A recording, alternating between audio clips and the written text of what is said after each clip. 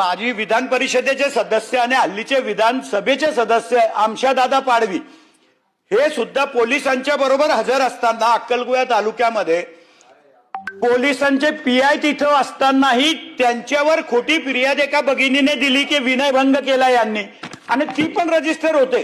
म्हणजे एखाद्या वेळेला फिर्याद जर कोणी दिली तर तिची शहानिशा करायला पाहिजे, तपास करायला पाहिजे. पण फक्त तुमच्या विरुद्ध फिर्याद आली म्हणजे आम्हाला घ्यावीच लागेल, ही एक भूमिका एलसीबीच्या पीआयची आहे. आणि या नंदुरबार जिल्ह्यामध्ये सर्वांनाच वेठीस धरण्याचं पाप यांनी सुरू केलेलं आहे. म्हणून माझी आपल्याला विनंती आहे की आपण आज योगायोगाने गृहराज्यमंत्री इथं आहेत. 26 जानेवारीच्या नंदुरबारच्या झेंडावंदनाला गृहराज्यमंत्रीच आदरणीय तिथं आले होते.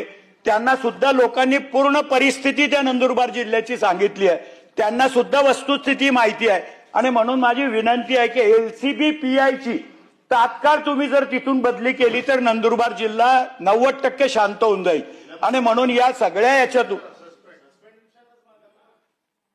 सस्पेंड जेव्हा होईल, कारण सस्पेंड केलं तरी बी कामावर घेतात, नंतर मग कशाला कटकट पाहिजे, त्याच्यापेक्षा तात्काळ त्यांची इथून बदली करावी अशी मी मागणी करतो. आणि माननीय गृहराज्यमंत्र्यांना विनंती करतो की आपल्याला वस्तुस्थिती माहिती आहे तर आपण नंदुरबार जिल्ह्याला न्याय द्यावा. धन्यवाद.